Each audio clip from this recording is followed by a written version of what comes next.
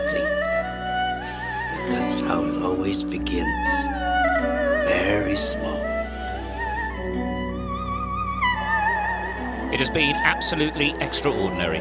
It's a day some had thought may betray a drop in the level of commitment to this pro-democracy movement in Hong Kong. Those doubters could not have been more wrong.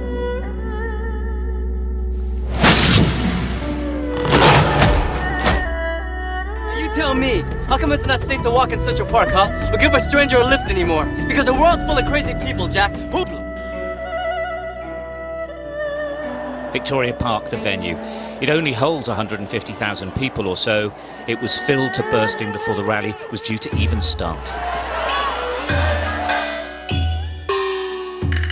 Now, this really pisses me off to no end.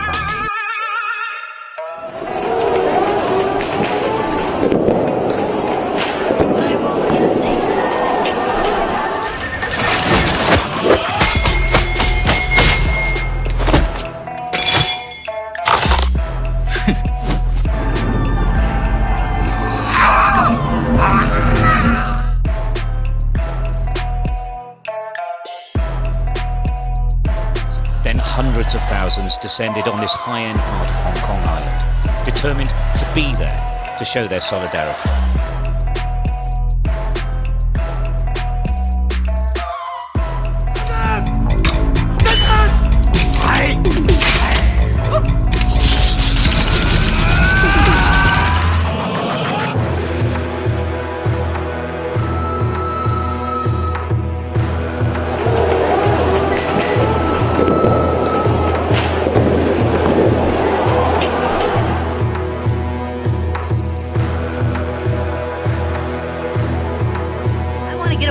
Farm, more than anything. But it's not worth living in a world where China controls my country's art.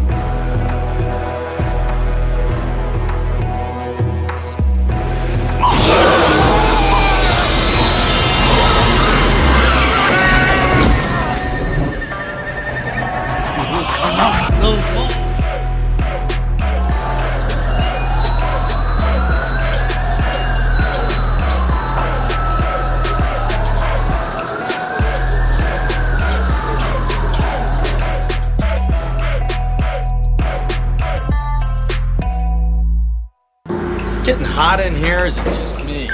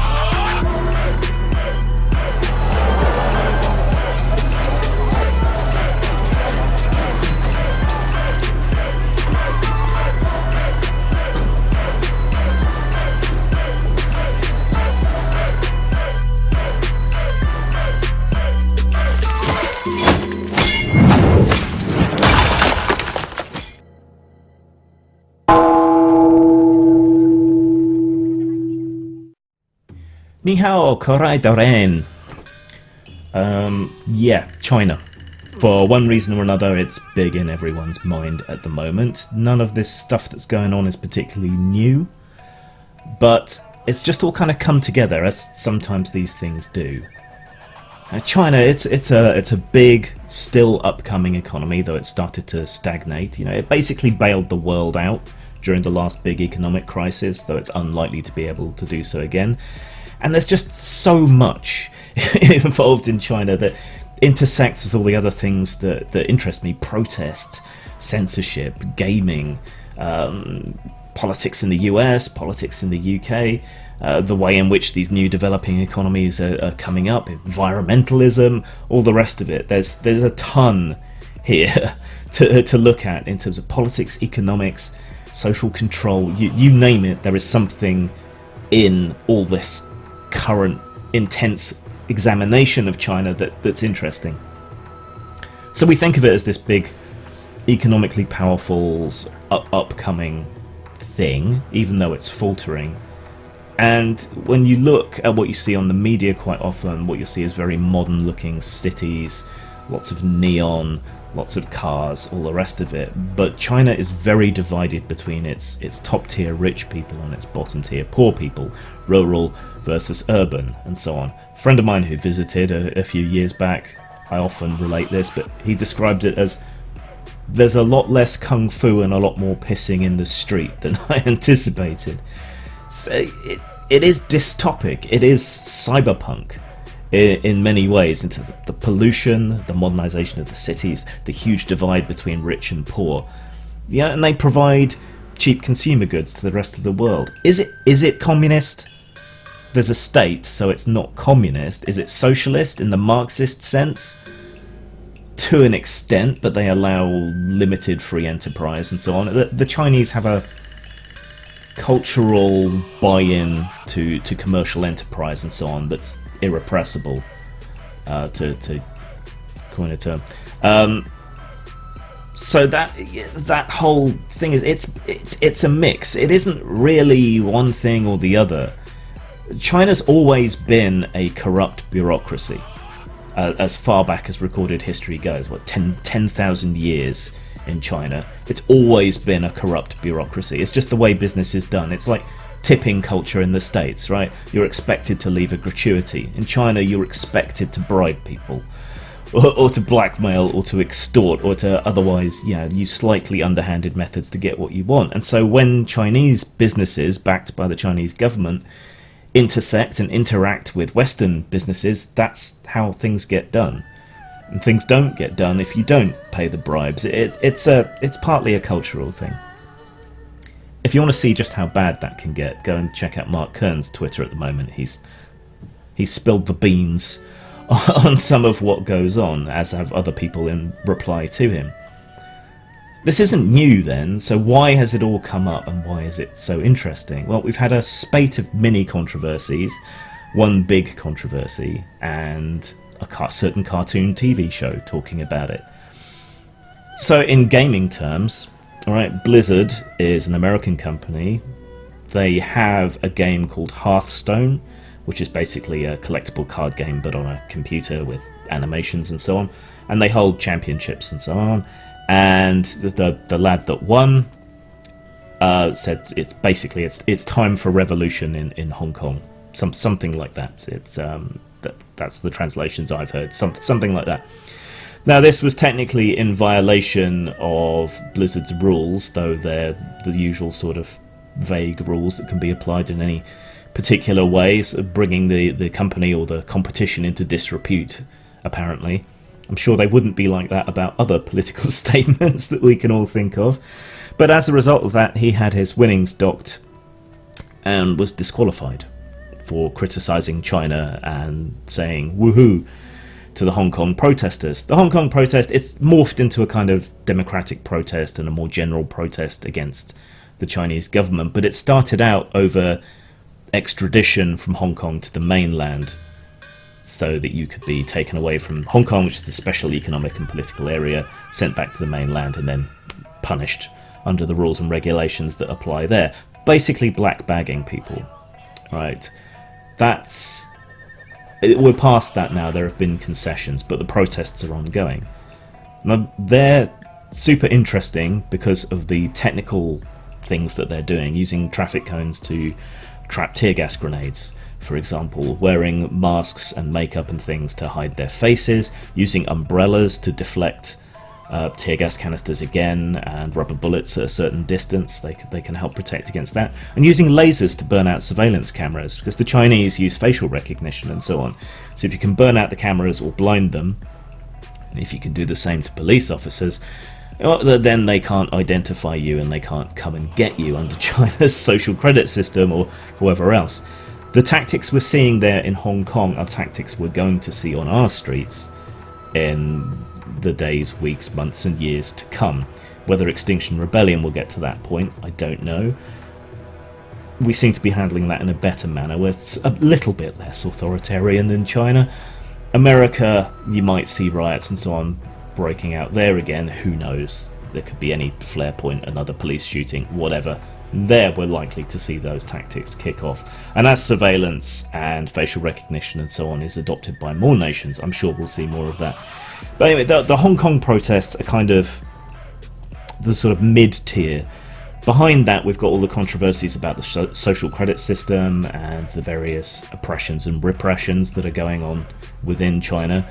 But because they're such a big economic power, people have been keeping fairly quiet about all of that. The Hong Kong protests kicked things up a notch, especially here in the UK, because Hong Kong's a former colony of ours, and we gave them some of those peculiar ideas like democracy and fair trial and that kind of stuff. Not that we're doing those things particularly well over here anymore, but you take the point. So then we had this Hearthstone controversy. There was a similar controversy in the American Basketball Association, again over free speech and whether you were okay to speak up about China or not. And then South Park just dropped an episode hugely criticising Disney for censoring and controlling content at the behest of their Chinese masters. So here we are at a kind of crux point, where all of this has really taken hold in people's awareness and knowledge of what's going on. And what we're seeing here's part of the irony that attracted me to this topic. What we're seeing here is fiscal censorship on a national and international scale. So fiscal censorship is when a company or a government or a group applies pressure or does whatever it might be in order to deny a business or an individual access to financial services and money. This can be done in a couple of ways. You can force a financial service to no longer serve someone. So we've seen people kicked off PayPal, Patreon, other funding services and so on because of something they've said or done politically.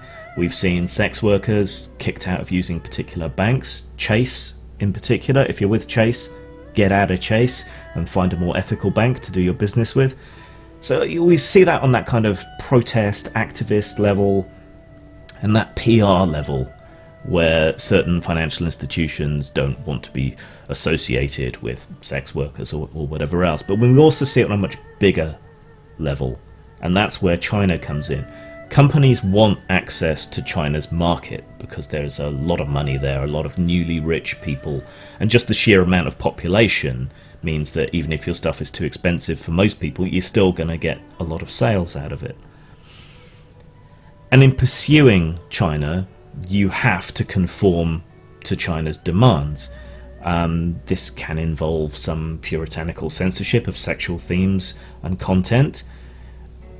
Nobody seems to be particularly raising a peep about that on the social justice, free everything side of people, unfortunately. And also other forms of content like banning Winnie the Pooh because of comparisons between him and the current Chinese leader and so on, and removing other content or crowbarring in Chinese characters that really have no reason to be in a particular film or whatever, taking away ghosts, supernatural elements, toning down horror, things like that. It's much more far-reaching than you realise, and basically anyone who wants access to the Chinese market has to kowtow to some extent, and there are huge amounts of money involved, not just the bribes and the blackmail, but legitimate money as well. And because the Chinese companies are backed by the Chinese government, there's not really a lot you can do about it. But this is fiscal censorship, and I pray, if I prayed, that people will come to understand how sinister it is now that a genuinely repressive authoritarian force is using it, rather than activists who are self-confirmed that they're in the right. I think the ability to be able to do business, so long as you're conforming to the law, is something that should be protected. Banks and financial services shouldn't be allowed to kick you off because you need these things. And increasingly it's all through the internet, which creates more problems. China is moving to a cashless society in its cities, and if your social credit score isn't good, you can't pay for things in most places. And this creates all sorts of problems, exploitation, black markets, you name it.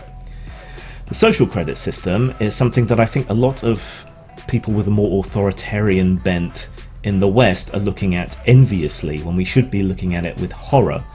If you conform to what the government says are public ideals, then you'll have no problem.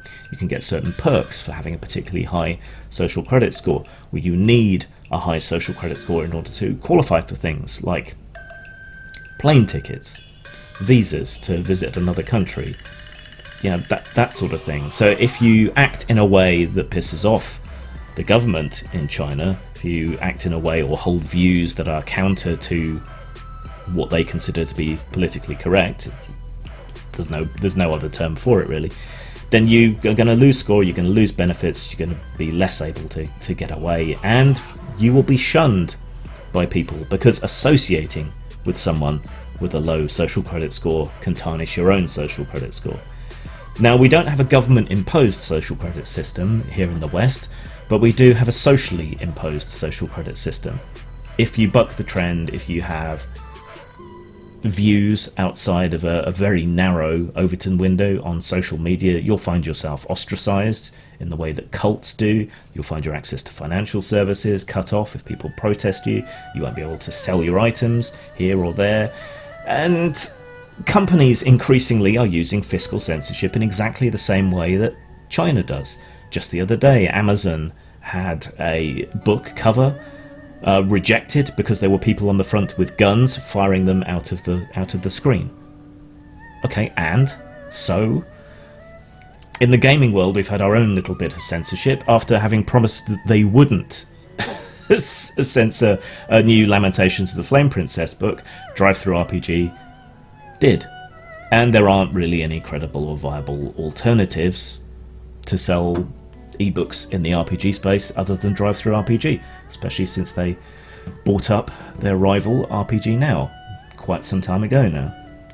And the censorship just creeps in, the fiscal censorship. Part of the reason I'm so attracted to the topic of China today, and why I'm banging on so long about it, is because I love irony. And there's a deep and powerful irony here. Back in the genuine imperial age, we exported a lot of British values to Hong Kong and other places around the world. We controlled a great deal of culture. Most people speak English today because of the British Empire, not so much because of America. That just kind of kept it going, but because of us.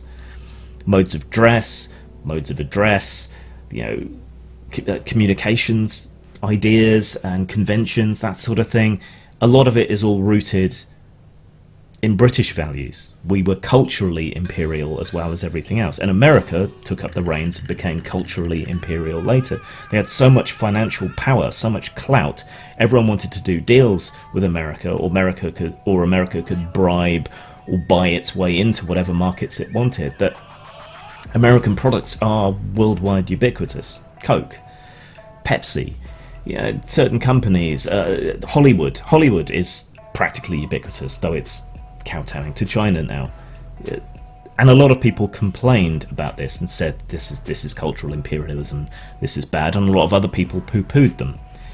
Well, now that China is being culturally imperialistic, setting its standards of chaste decency and what you are and are not allowed to show or criticize, now those polls seem to have almost reversed, with one group of people excusing some or all of it, and the other group of people who are perfectly fine with American cultural imperialism complaining about Chinese cultural imperialism.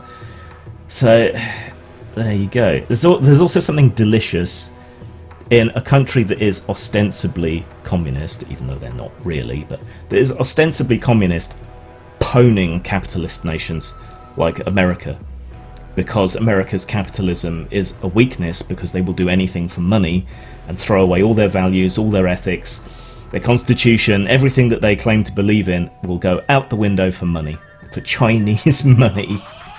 I just hoist by your own petard. It's just delicious. And there's a lot of confusion on the pseudo-left and amongst woke capitalism on how to deal with this. Right? It says they're Chinese. Can the Chinese be nationalistic? Can they be racist? Can they be oppressive, but they're not white. How do we deal with this? And